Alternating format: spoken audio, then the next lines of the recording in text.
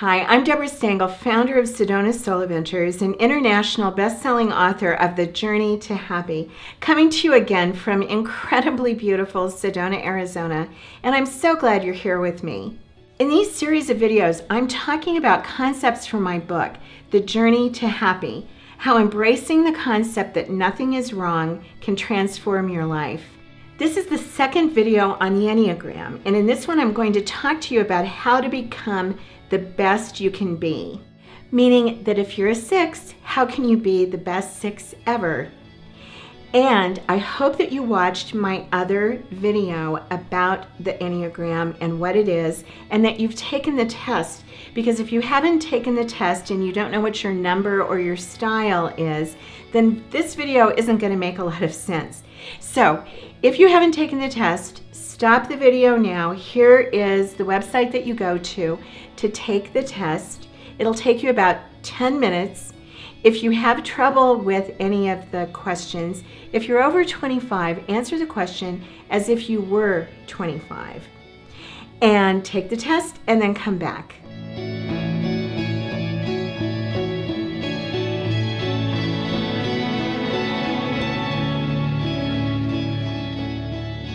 Okay, so now that you know your number or your style, as I prefer to call it, then what do you do with all that? Well, I'm going to talk about each one of the styles later, but let me start off with talking about myself, because I'm an 8. The 8 is the aggressor, the fighter, and the lie that the 8 comes in with is, I have to fight for everything I have. There's nobody here to help. I have to do everything on my own. So, could that be any more depressing or any more out of the energy of nothing is wrong? And it was really kind of perfect because I grew up in a family with 4 brothers. I literally felt like I was fighting my way through life from the moment that I was born. And then I became an attorney. And I literally, for 20 years, I was paid to fight for people. So what a perfect setup for an 8. But then something happened. And during the time that I was working as an attorney, I married my now ex-husband, who I actually was married to for 20 years. And he is a 9. And the 9s are the peacemakers. Peace at any price. So think about it. Here I am, an 8, and I'm the fighter. And I'm married to a 9, the peacemaker. Now, of course, at this time, I didn't know anything about the Enneagram. But the other thing that was going on was I was also at this part of my life where I was wanting to become more spiritual. And so I bought into the idea that there was something wrong with my anger.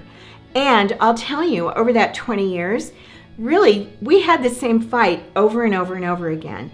Everything that we ever had as a disagreement would finally devolve into that it wasn't okay that I was angry.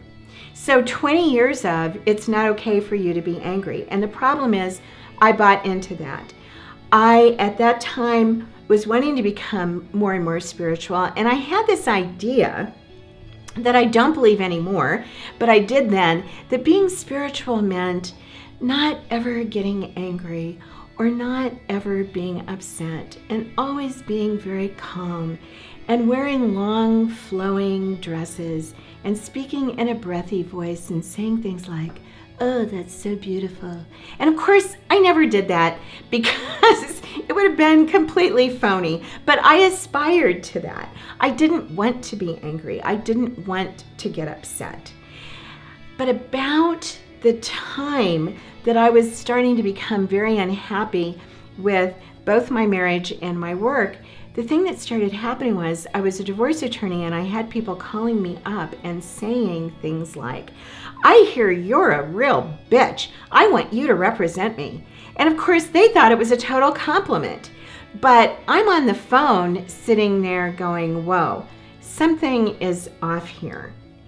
So when I finally, years later, found out about the Enneagram, it was like the world opening up. Suddenly, the shame that I felt at getting angry and being upset and holding grudges, which is another thing that 8s do, it was more a thing of I could look at myself with compassion and go, oh, wait a minute. Okay, I get it. I'm wired for this. It doesn't make me a bad, horrible person. It means that this is how I'm wired.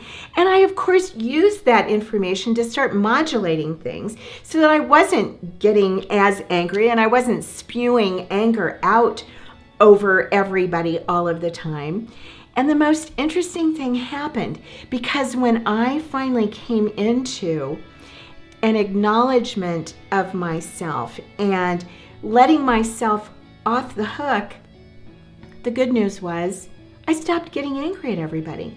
I mean, it just pretty much stopped. I don't mean to say that I don't ever get angry. I do, but it's not at all what it used to be. And I never go into the kind of judgment that I used to go into. And the really good news is that I was divorced many years ago, and then just a year ago, I met and married a 7. And the 7s are the absolute happiest people on the Enneagram. And they've got their stuff. They don't want to look at things, and they certainly do not want to be told what to do. But I mean, every relationship has its stuff. The thing that's so wonderful now is that my husband and I can stop and go, oh, whoa, wait a minute. That's just your 8 stuff showing up. And then I can say, oh, wow, this is how your 7 stuff is showing up. And it's so amazing to have that compassion for ourselves and for each other.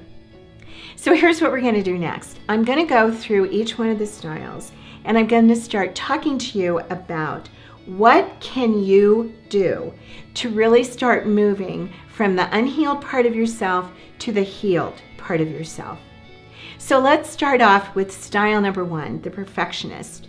Stop demanding that everything must be perfect. Relax more. Feel more compassion for people. Stop using the word should.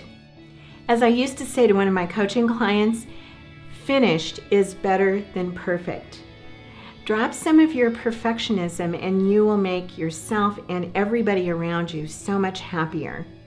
Appreciate the fact that you are someone who likes to have things done in the best possible way. Style 2, the helper. Stop doing things that you don't want to do. Take care of yourself. Appreciate that you are full of love and genuinely want to help other people. Style 3, the achiever. Decide, what do I truly want? Now is the time to be completely honest with other people and yourself. What do you really want? Have you given up on your dreams? Don't be so concerned about what other people think about you. Stop buying things that you think will impress other people. Stop working to the point of exhaustion. Allow yourself to feel vulnerable. Appreciate that you are hardworking and dependable and that people are grateful for who you are. Style 4, the romantic adventurer. When you start thinking that you're better than everyone else, stop it. Understand that everyone has dreams and desires. Focus less on the idea that other people don't understand you and instead make an effort to understand them. Create a morning exercise routine and then stick to it. Appreciate the fact that you are a very creative person and that you have a deep capability to connect with other people. Style 5, the investigator. Understand that especially in this day and age, it's impossible to know everything about everything. Stop trying to prove that you know everything. Stop correcting people when you're in small groups, unless you've been asked. Take up some kind of creative activity that will get you out of your head. Appreciate the fact that Albert Einstein was a 5 and you do have an incredible mind. Style 6, the loyalist. Do things to counteract your pessimism and anxiety, like physical exercise, meditation, reading inspirational books. Understand that we live in a world that is designed to make you more anxious. So take yourself off the hook for the anxiety that you feel. Learn to cultivate trust in other people by first cultivating trust in yourself. Appreciate the fact that you are responsible and hardworking and loyal and can very often figure things out before other people do. Style 7, the enthusiast. Sevens can be scattered, so finish what you start. When you get up in the morning, or even better at the end of the day before, make a list of 2 things to accomplish so that you always feel like you're getting something done. Realize you don't have to do everything or have everything right now. Don't be afraid to face reality. Appreciate the fact that your basic disposition is one of happiness and optimism, and that you are a generous person. Style 8, the aggressor. Rush to give in even when you know you're right. Would you rather be right, or would you rather be happy? Stop fighting with everyone. Understand that not everyone is against you. Forgive slights by reminding yourself that most people are just doing the best they can with what they have. Don't be afraid to show the innate vulnerability and sweetness that you have within you. Appreciate the fact that you are strong and self-reliant, and that you do what you say you will. Style 9, the peacemaker. Set boundaries. Understand that conflicts need to be dealt with.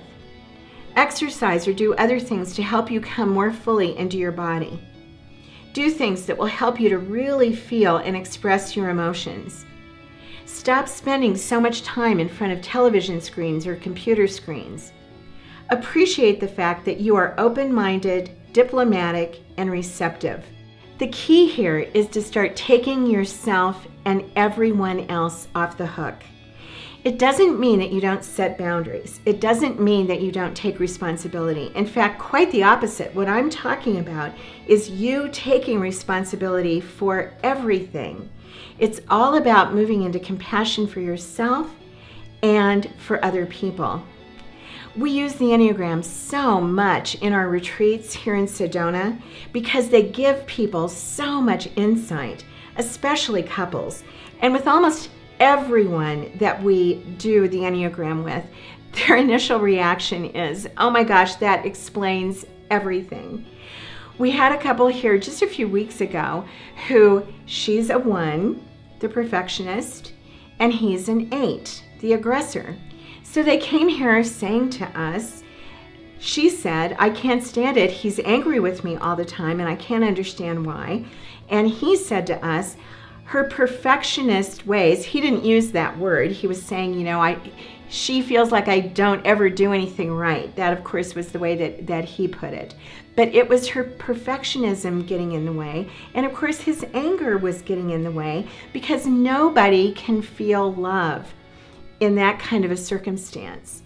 So we did a number of different sessions with them. And the sessions were designed to help them individually to release some of the perfectionism. And she, of course, saw how a lot of that came from her childhood. Her own mother was a perfectionist, so she was raised that way. And then did sessions with him about his anger and really getting underneath what is beneath that anger, which is, I'm not good enough. And so then that makes this explosive anger come out. When we did the Enneagram with them, and they could see and feel again the love that was underneath all that, it changed everything. And when they were able to go home and just not be so perfectionistic and not be so angry, it changed absolutely everything. They took themselves off the hook, they took the other person off the hook, and when you do that, everybody gets happier. So, I know this was a lot, but I hope you enjoyed it. And I hope that this has really helped you to do more for getting happy and staying happy. And if you did enjoy it, I hope that you'll like it, share it, or subscribe to our channel. And if you want an even more direct path to getting happy, then go to SedonaRetreatGuide.com and get your complimentary copy of the Sedona Guide to Spiritual Retreats today. Or if you'd like to talk to someone about doing a retreat that's custom designed for you, call us at 928-204-5988. You can have the life or the relationship you want. I know it.